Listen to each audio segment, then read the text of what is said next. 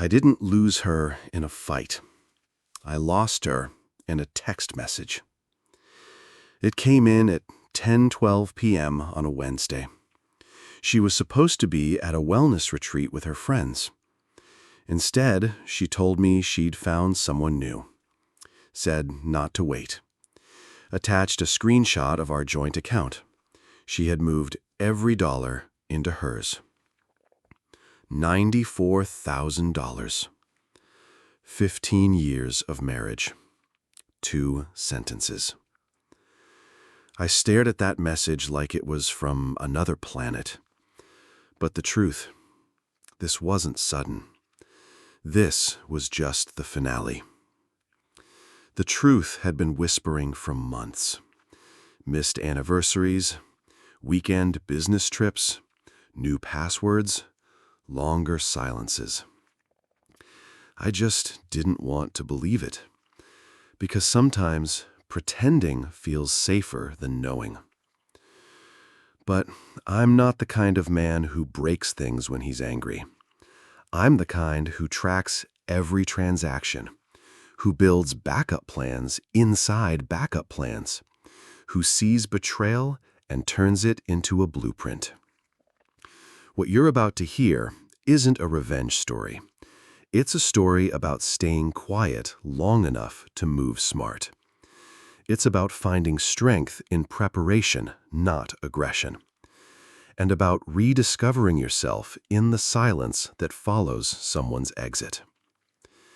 If you've ever been left behind or underestimated, this story is for you. Everyone has a story worth telling. If yours includes heartbreak, resilience, or a quiet victory, share it with us. Click the link pinned in the comments to submit your story anonymously. We'll bring the most powerful ones to life in future videos, so others know they're not alone.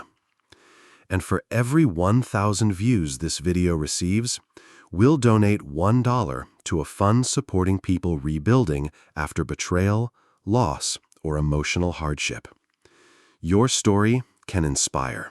Your views can help. Let's make both count. When people ask how long I knew something was wrong, the honest answer is long enough to prepare. Not long enough to stop it, but long enough to make sure it didn't ruin me. Jenna and I were married for 15 years. We met at a charity mixer for a local arts fund. She was light, laughter, and kinetic energy. I was the quiet guy near the dessert table who did their tax filings. We balanced each other, until we didn't. The first few years were good. We built a life that looked enviable from the outside. She opened her wellness studio. I grew my forensic accounting firm.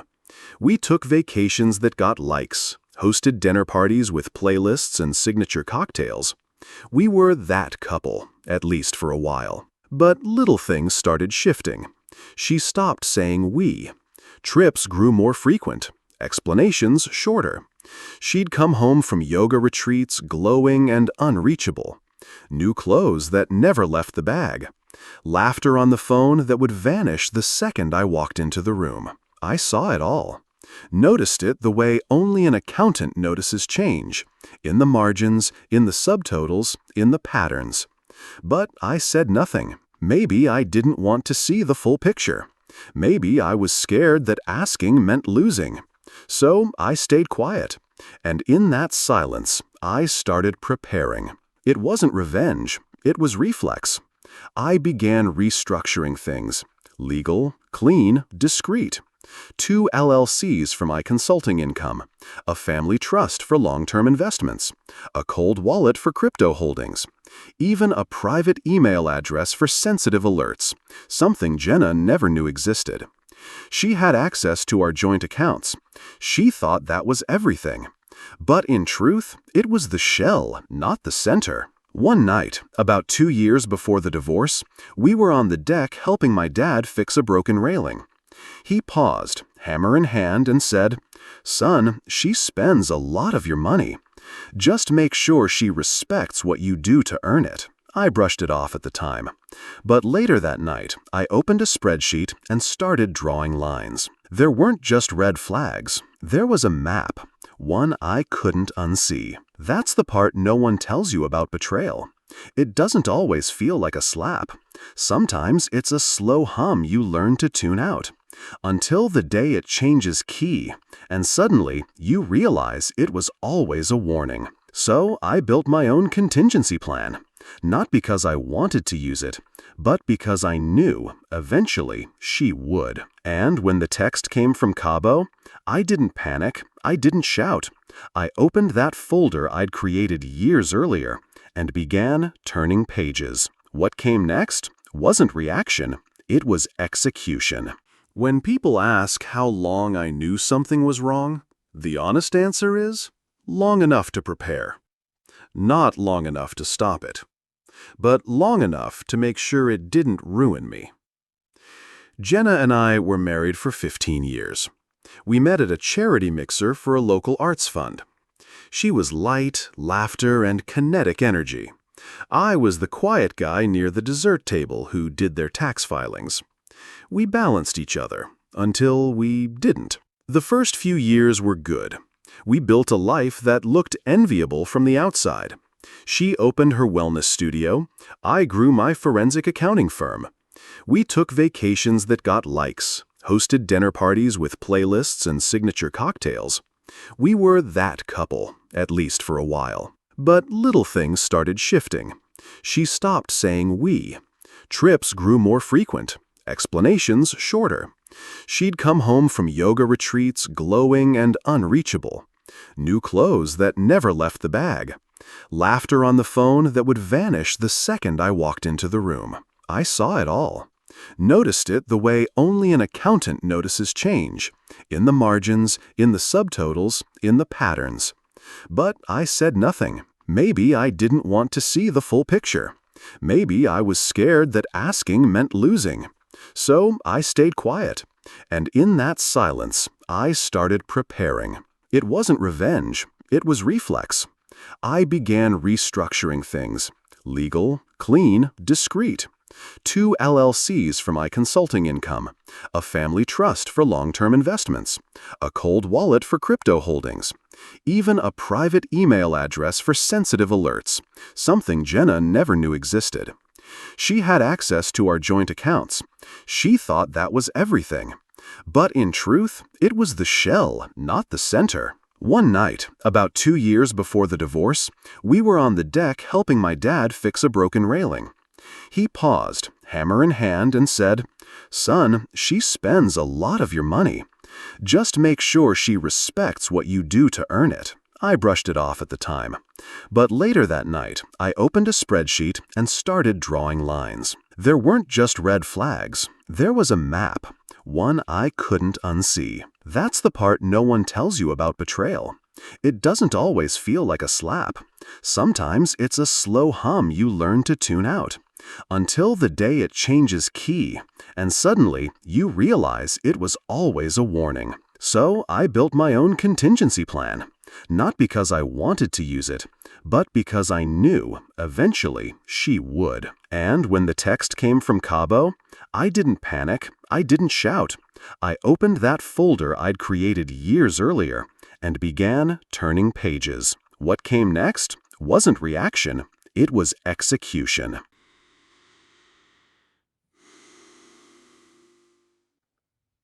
Before I ever met him, I knew exactly who Chad Royce was. Not because Jenna told me, but because I'd seen his face everywhere she posted. He was the background of every group yoga shot, the center of every sweat equity post, a guy with a jawline that probably had its own LLC. Chad wasn't just her new beginning. He was her rebrand. I watched one of his TikToks out of curiosity.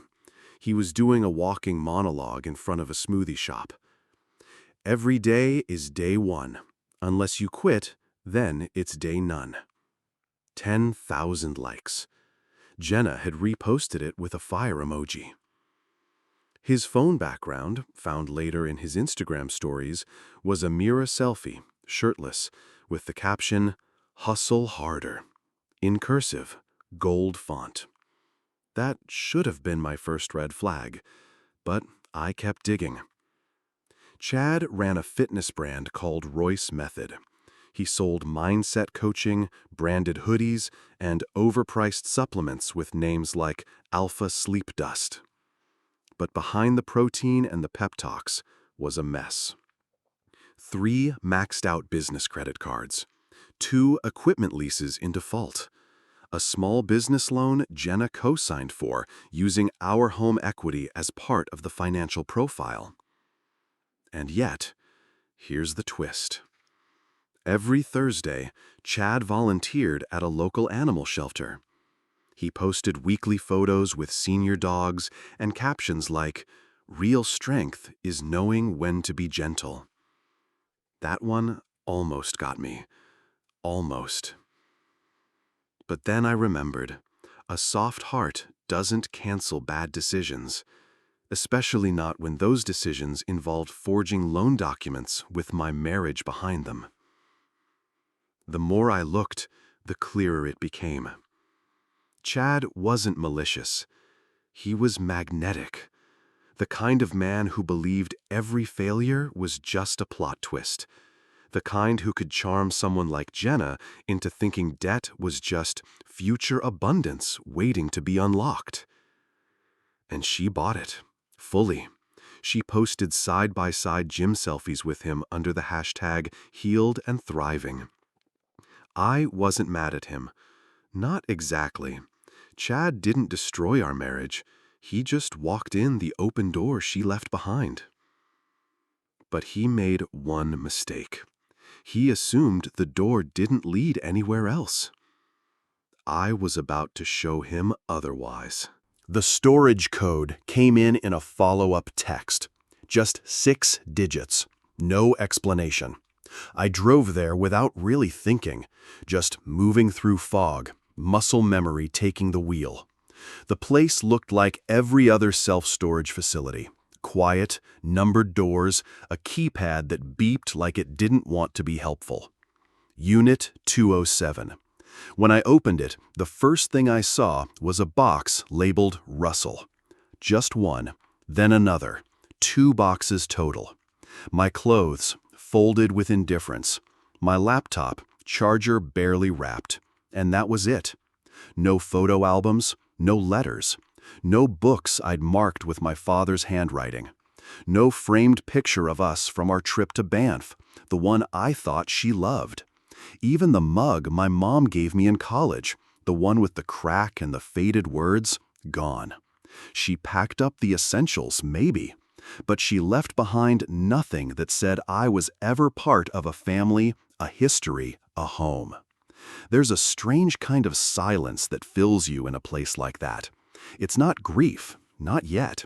It's more like inventory, like standing in the rubble after a fire and realizing which parts of your life were flammable. That day, I didn't cry. I didn't yell. I just sat on the cold concrete floor and stared at what was left. 2 boxes and a digital receipt for 15 years.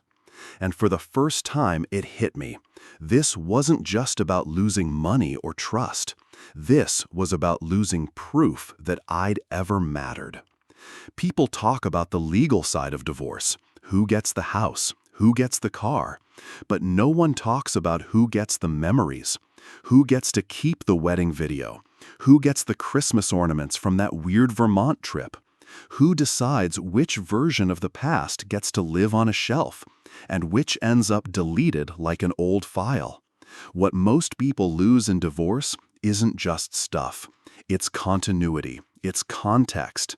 You look around and realize someone just edited you out of your own story. The courts don't fight for that. No lawyer will argue for your late father's watch or the playlist you made in 2011. And if you don't protect it, no one will. That's what I learned that day. Material things are easy to replace. But once someone tosses out your history, they make you start over as a stranger to your own life.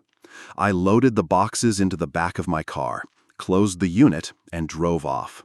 But what happened next reminded me that losing the past was only part of it.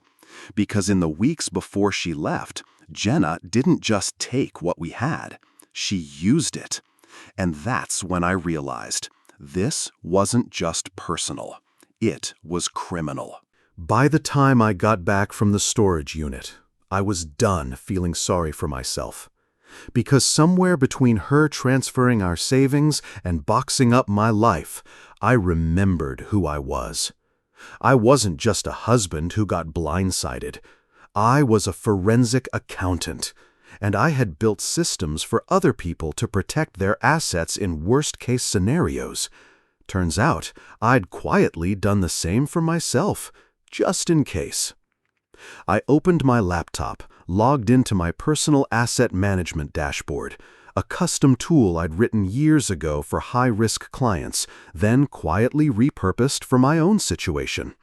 The screen was clean, color-coded, everything Jenna never knew existed. First, I froze the joint checking and savings accounts. Legally, I had standing. The transfer she made was considered unauthorized due to lack of mutual consent. Then I called the bank directly and flagged the transaction under internal fraud review. They escalated it within the hour. Next, I disabled every credit card with shared access. And when Jenna tried to open a new line of credit using our mortgage as leverage, she was denied 17 times in 2 days. My bank's fraud detection system handled her better than I ever could in an argument. And honestly, I respected the efficiency. I sent my attorney every document I'd gathered, emails, statements, digital signatures. She replied in 10 minutes with one sentence, "This is going to move fast." We filed for divorce, but not just on emotional grounds. We led with financial misconduct. Because when someone secretly leverages your marriage to bankroll another man's failing gym, that's not just betrayal, that's a business liability. People think divorce is about who gets the house, the dog, or the better lawyer. It's not. It's about what you can prove and how early you started preparing. Most people don't realize that asset protection isn't something you do after someone leaves. It's something you do while they're still telling you everything's fine. Here's what helped me. I kept a separate email account for financial alerts. I stored key assets under an LLC unrelated to our marriage. I created limited access trust funds for my long-term savings.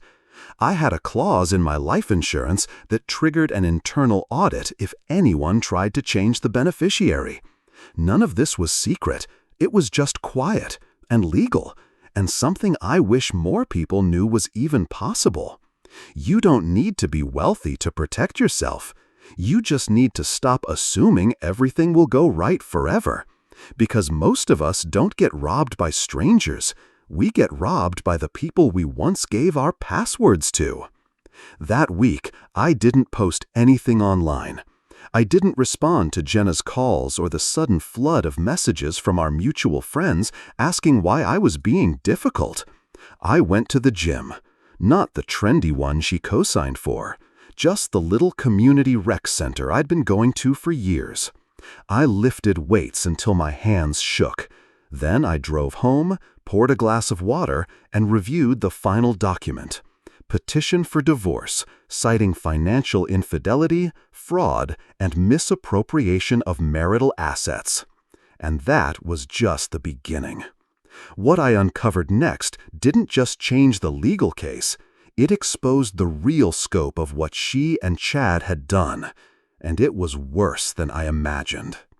I didn't go there to make a scene. I went to deliver clarity. The gym was exactly what I expected.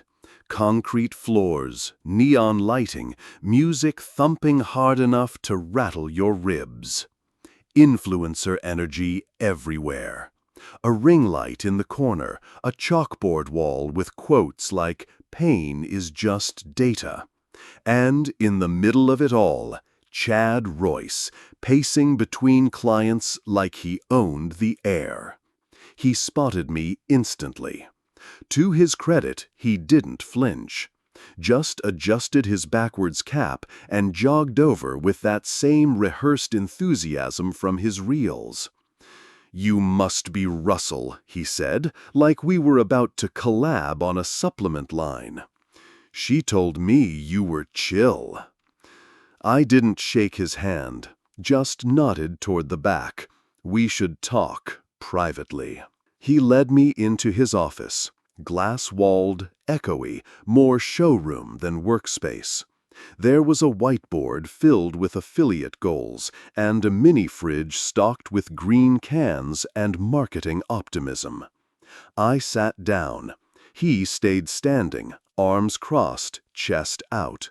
I pulled out the folder, thick, labeled, organized.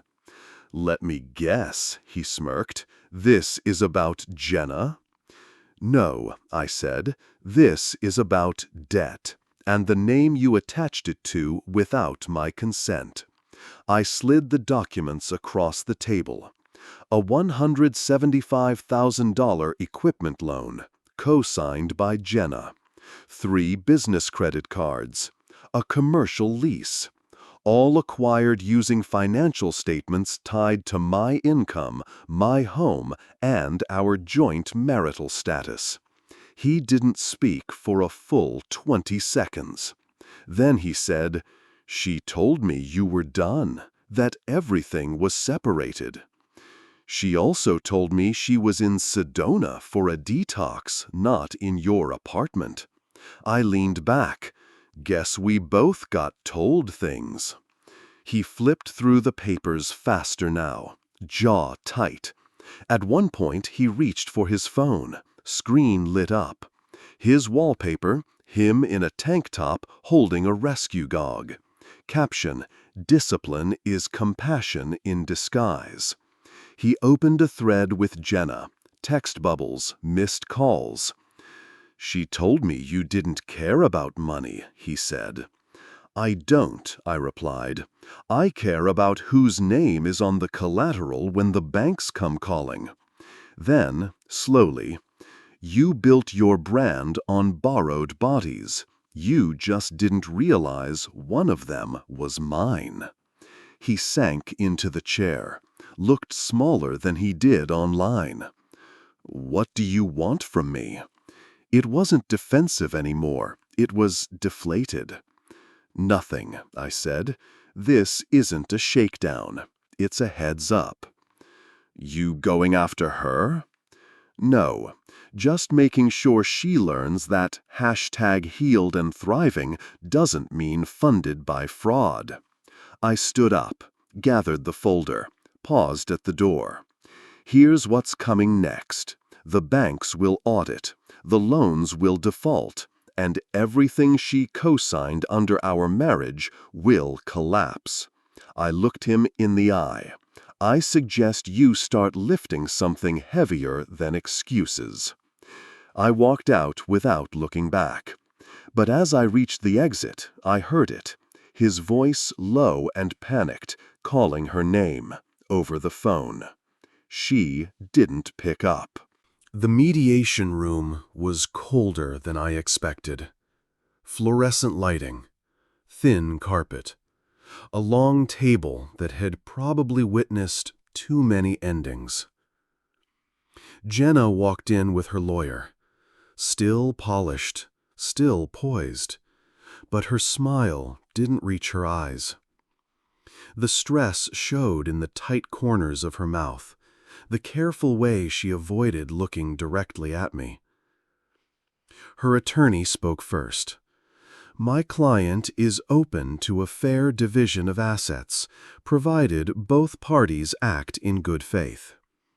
My attorney slid a single document across the table. "The bank completed its internal fraud review last Friday," she said. They've confirmed multiple forged signatures tied to loans acquired using marital assets. Jenna's lawyer didn't blink, but she did stop talking. The paper sat there between us. It wasn't a threat. It was just the truth, finally in print. A truth she'd spent months avoiding, and I'd spent years preparing to prove. Jenna stared at it, then at me. "This could go criminal," her lawyer whispered. I said nothing, because I didn't need to. After a long silence, I spoke quietly. "Sign the agreement, and all forget the watch you stole. Forget the photo albums. Forget the savings. I'll give a statement that could ease what's coming next. But if you drag this out, the banks won't stop at your name, and neither will the DA." She didn't argue. She didn't cry. She just signed. Because when everything else is stripped away, money, image, charm, what's left is the paperwork. And no amount of yoga poses or Instagram quotes can rewrite a signature that was never yours to use.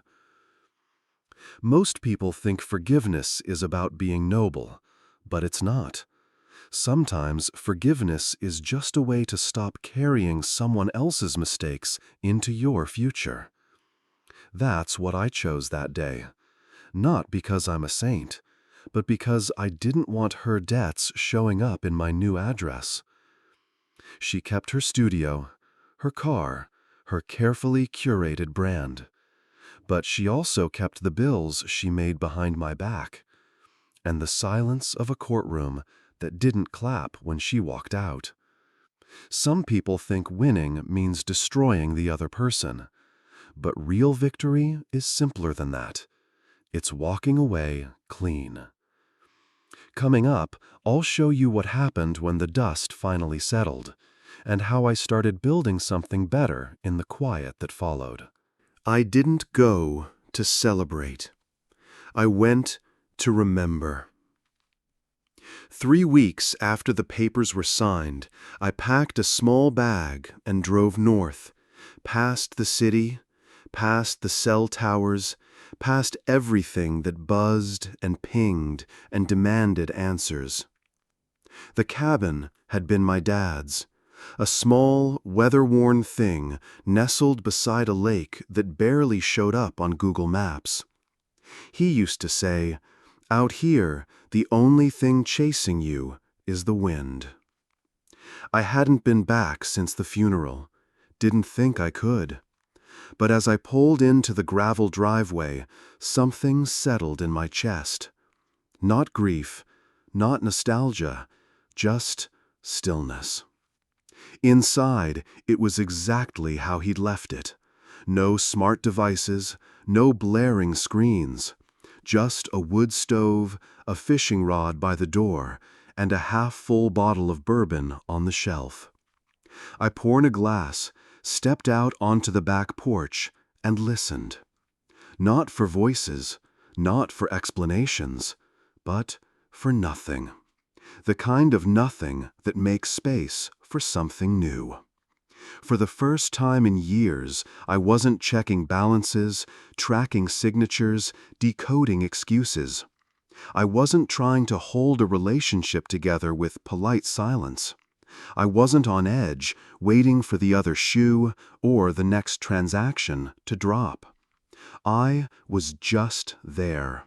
Me, a good drink, and the sound of ducks skimming the water like they had somewhere better to be, but didn't rush to get there. And that's when it hit me. I didn't just leave a marriage.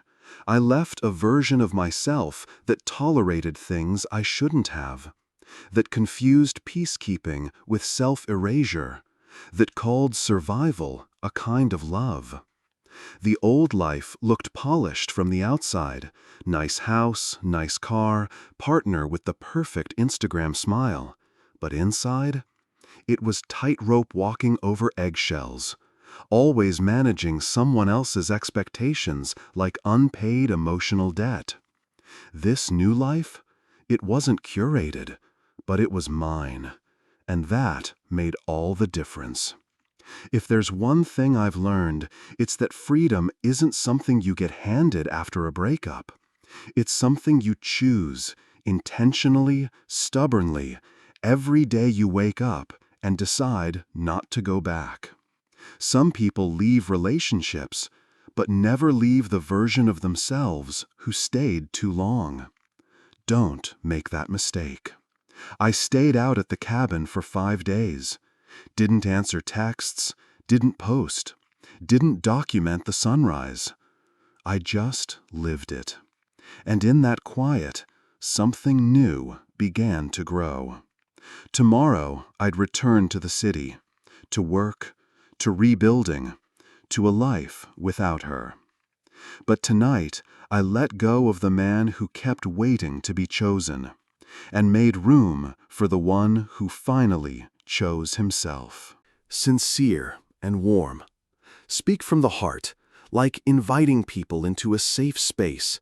Keep the pacing smooth and hopeful. Slight upward inflection on lines encouraging sharing. I never posted about what happened. No long status.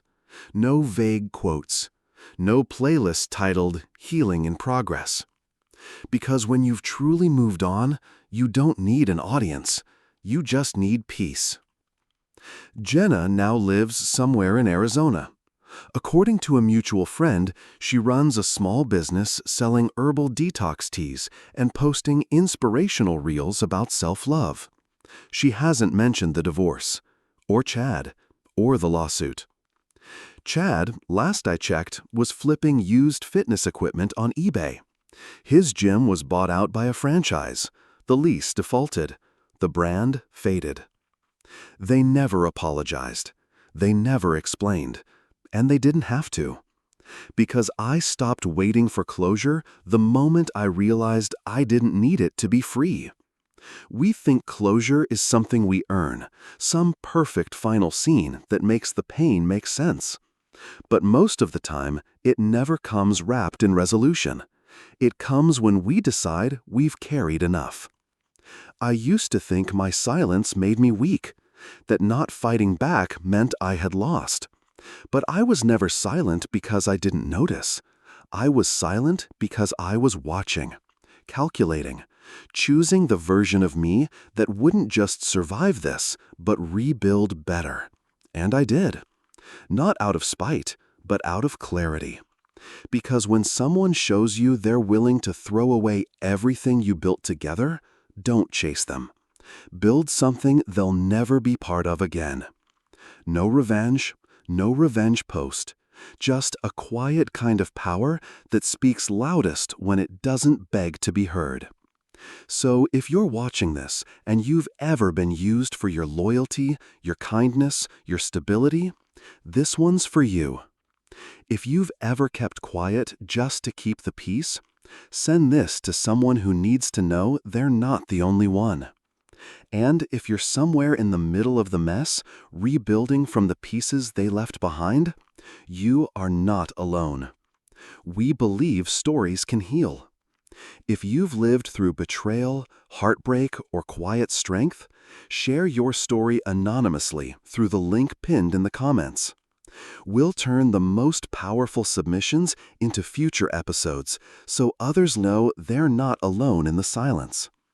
And for every 1,000 views, we're donating $1 to support people rebuilding their lives after loss. Your story can help. Your view can too. Let's build something stronger together.